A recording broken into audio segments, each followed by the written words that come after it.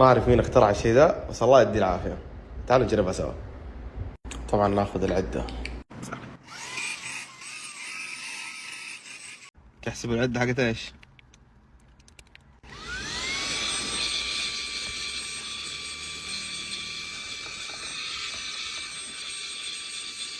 كمية التراب اللي طلعتها من كرسي واحد، طبعا غير اللي ماسك في الفلتر. هذا طريقة تنظيفها جدا سهلة. خرج الفلتر، شوف كمية التراب. والحلو انك تقدر تنظف الفلتر بنفس المكنسة. ان شاء الله ما يطير.